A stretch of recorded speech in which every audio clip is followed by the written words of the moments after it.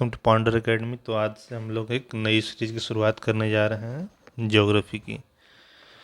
तो geography series में हम लोग को पढ़ने का पैटर्न होगा कि सबसे पहले हम लोग ब्रह्मांड को डिस्कस करेंगे। तो ब्रह्मांड का जो बेसिक वहाँ कीवर्ड है, जो बेसिक चीज़ें वहाँ संबंधित है ब्रह्मांड से, यूनिवर्स से रिलेटेड, पहले उसको डिस्कस करेंगे। फिर उसके बाद यूनिवर्स से हम लोग आएंगे अपने सोलर सिस्टम में। फिर सोलर सिस्टम से हम लोग आएंगे अर्थ में। फिर अर्थ का जो बेसिक टोपोग्राफी है, जलमंडल, स्थलमंडल, ये सब को डिस्कस करेंगे। उसके बाद फिर कॉन्टिनेंट में आएंगे और जितना भी कॉन्टिनेंट है अर्थ पे सबको एक एक करके डिस्कस करेंगे। और उसके बाद फिर इंडिया कंट्री पे आएंगे, एशिया कॉन्टिनेंट में इंडिया में आएंगे। और इंडिया के बाद फिर इंडिया में जितना भी स्टेट है उसको एक एक करके डिस्कस करेंगे। तो ये हमारा इसमें पढ़ने का पैटर्न होगा। तो आज हम लोग यूनिवर्स से स्टार्ट करेंगे। तो यूनिवर्स क्या है? यूनिवर्स से पहले हम लोग जान लेते हैं कि ज्योग्राफी जो वर्ड है इसका सबसे पहला यूज किसने किया था। तो इस वर्ड का सबसे पहला यूज किया था ग्रीक का एक स्कॉलर था, उसका नाम था इरेटोस्थनीज। तो इरेटोस्थनीज ने इसको सबसे पहली बार इस वर्ड को यूज किया था ज्योग्राफी को, और इसीलिए उसको ज्योग्राफी का फादर भी कहा जाता है। कुछ जगह हिकेटियस है एक और भी ग्रीक साइंटिस्ट था, उसको भी ज्योग्राफी का फादर माना जाता है। तो इरेटोस्थनीज ने सबसे पहले ज्योग्राफी वर्ड का यूज किया था, और उसके बाद हिकेटियस ने उसका उसमें भी हिकेटियस ने भी काफ़ी योगदान दिया था, तो उसको भी इसका फादर माना जाता है। ठीक है, अब हम लोग का जो आज का मेन टॉपिक है कि ब्रह्मांड, जहाँ से स्टार्ट करेंगे हम लोग अपना चैप्टर यूनिवर्स। तो सबसे पहली है कि यूनिवर्स है क्या। तो यूनिवर्स जितना भी सबसे पहली बात तो इसका ना कोई आरंभ है और ना ही कोई सेंटर है और ना कोई अंत है। तो यूनिवर्स का ना कोई स्टार्टिंग पॉइंट है, ना कोई एंड पॉइंट है, ना कोई सेंटर पॉइंट है। यह अनंत है और असीमित है। ठीक है, अनंत है, असीमित है, और साथ में है क्या, तो जितना भी खगोलीय पिंड है, जितना भी खगोलीय पिंड, स्टार, प्लैनेट, सैटेलाइट, गैलेक्सी, ये सभी सबको एक एक करके डिस्कस करेंगे हम लोग। सबको यानी ब्रह्मांड में जितना सब्सटेंस है, जितना पदार्थ है, और जितनी ऊर्जा है, पदार्थ और ऊर्जा, यानी ब्रह्मांड में जितनी पदार्थ और जितना ऊर्जा है सबको कंबाइन कर दें तो वही क्या है, यूनिवर्स है। ठीक है, तो यूनिवर्स जनरली बहुत खाली खाली है, उसमें पूरा यूनिवर्स खाली है, और उसमें बीच बीच में कुछ कुछ जगह वही सब्सटेंस और ऊर्जा का क्या है, गुच्छा बना हुआ है, जिसको हम लोग गैलेक्सी बोलते हैं, स्टार बोलते हैं।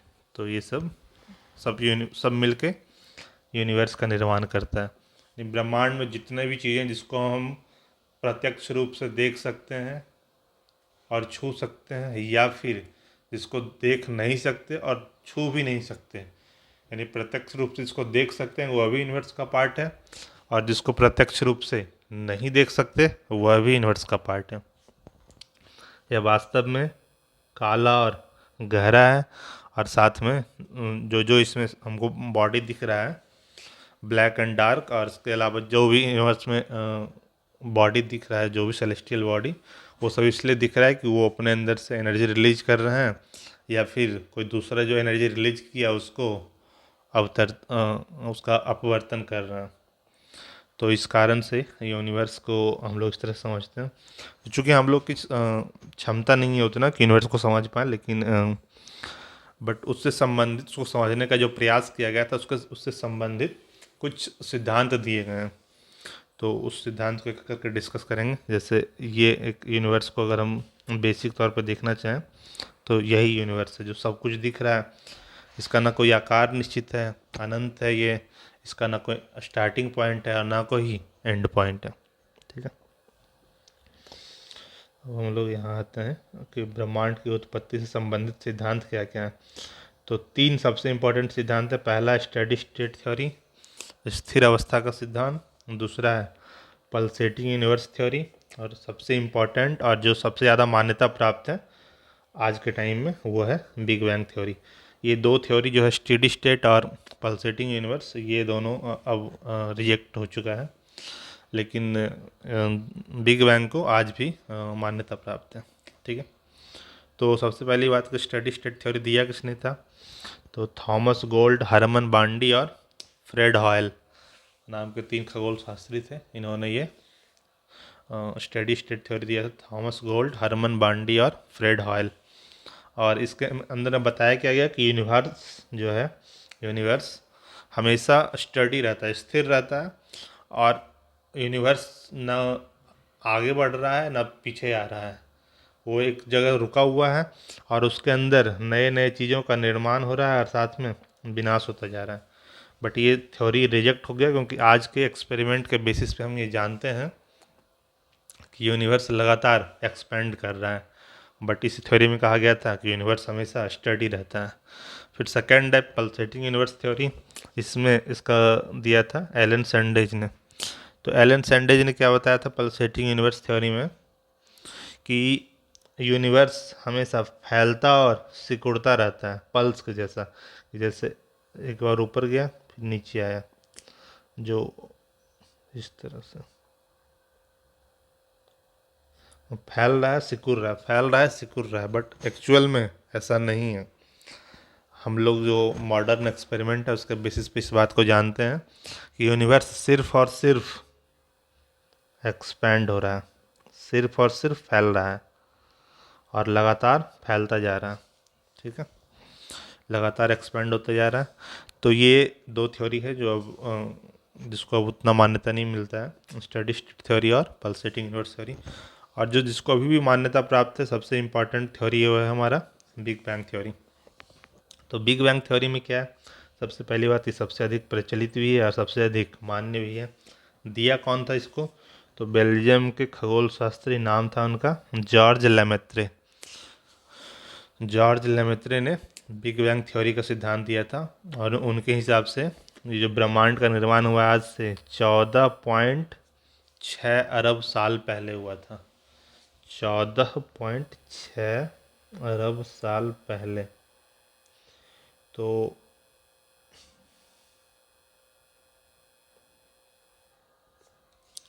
इस स्केल पे अगर देखा जाए कि अगर 14.6 अरब साल पहले कितना ज़्यादा लंबा टाइम है, तो अगर इसको हम लोग इस तरह से देखें कि 14.6 अरब साल को अगर 14 वर्ष मान लें हम लोग, तो उस हिसाब से इंसान को धरती पे आए ही मात्र कितना टाइम बीता है, 3 सेकंड।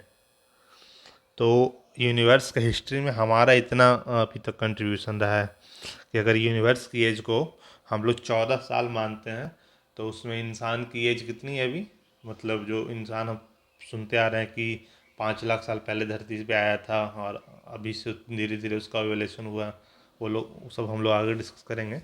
बट अगर उसको इस स्केल पे लाया जाए कि 14 साल अगर यूनिवर्स की एज माने, तो उसमें इंसान की एज मात्र 3 सेकंड हुई है अभी तक। ठीक है, तो ये बहुत और अभी भी इसके बारे में कोई कॉन्क्रीट बात है नहीं, ये अभी भी इस पर काफ़ी एक्सपेरिमेंट चल रहा है और ये डेटा अभी भी चेंज हो सकता है। बट अभी के हिसाब से जो मान्यता प्राप्त है उसके हिसाब से 14.6 अरब साल पहले यूनिवर्स का निर्माण स्टार्ट हुआ था। हुआ कैसे था, तो उसके हिसाब से एक बहुत ही इनफाइनाइटली डेंस ऑब्जेक्ट था, पिंड था, बहुत छोटा था और बहुत ज़्यादा घनत्व था उसका, यानी बहुत कम आयतन में बहुत ज़्यादा द्रव्यमान रखा हुआ था, उसका घनत्व तो बहुत ज़्यादा था, इतना ज़्यादा था कि इनफाइनाइट। और उसमें का एक ब्लास्ट हो गया और उसके ब्लास्ट से जो कण उसके निकले वो फिर लगातार ब्लास्ट करते गए और उसी से यूनिवर्स का निर्माण होता जा रहा है। ठीक है, तो ये बिग बैंग थ्योरी का सिद्धांत था कि लगभग आज 14.6 अरब साल पहले एक विशाल जो इनफाइनाइटली डेंस पिंड था, जो बहुत ज़्यादा इनफाइनाइटली डेंस था, और उसमें अचानक इसमें विस्फोट हुआ जिससे उसके पदार्थों का बिखराव हुआ और इस तरह से ब्रह्मांड के पिंडों का निर्माण हुआ। और पुनः विस्फोट जो एक बार विस्फोट हुआ फिर उसमें दोबारा विस्फोट होते रहा, उसी के कारण जितना भी खगोलीय पिंड है सबका निर्माण हुआ। तो अगर उसको हम लोग देखने का प्रयास करें एक, तो मैं बताता हूँ।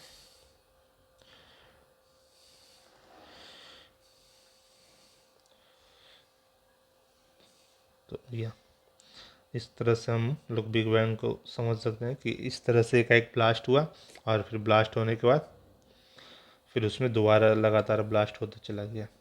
ठीक है, इसको चेक करने के लिए हम लोग ने 2008 में जेनेवा में लार्ज हैड्रॉन कोलाइडर नाम का एक एक्सपेरिमेंट किया था, जो धरती से 100 मीटर नीचे और 27 किलोमीटर लंबी सुरंग में किया गया था, ताकि ब्रह्मांड की उत्पत्ति के बारे में कुछ जानकारी हासिल कर सकें।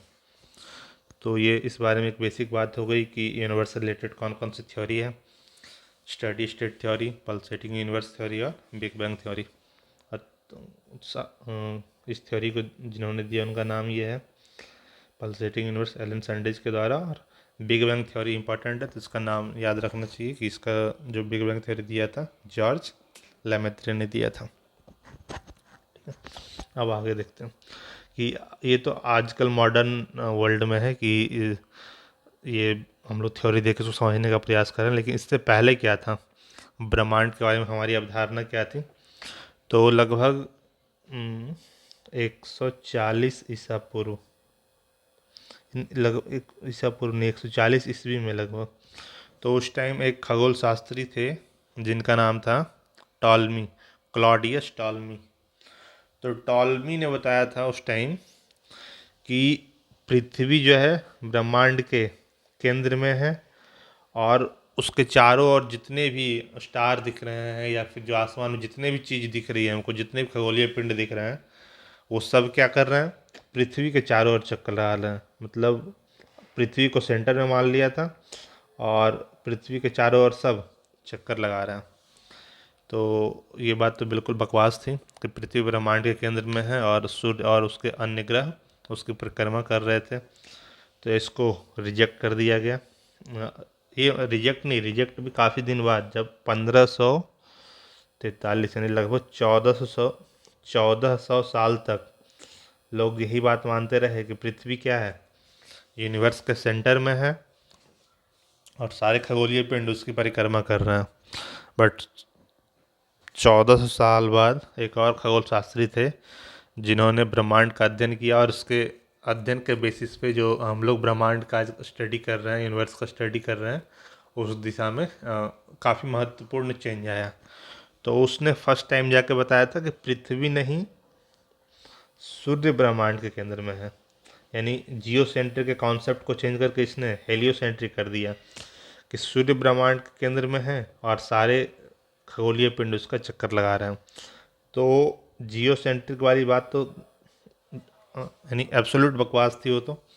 बट इसकी बात, कॉपरनिकस की बात सही ये भी नहीं थी, बट कुछ हद तक सही थी कि एटलीस्ट ये हमारे सोलर सिस्टम के लिए सही थी कि हमारा जो सौर मंडल है उसमें कम से कम ये बात सही लागू हो जा रही थी सौर मंडल में कि सूर्य ब्रह्मांड के केंद्र में है और जितने भी ग्रह हैं उसके चारों ओर चक्कर लगा रहे हैं। ठीक है, तो हेलियोसेंट्रिक और जियोसेंट्रिक की अवधारणा यही थी कि जियोसेंट्रिक में कहा गया था पृथ्वी ब्रह्मांड के केंद्र में है और हेलियोसेंट्रिक में सूर्य ब्रह्मांड के केंद्र में। इसी कारण से कॉपरनिकस को क्या कहा जाता है, आधुनिक खगोल शास्त्र का पिता,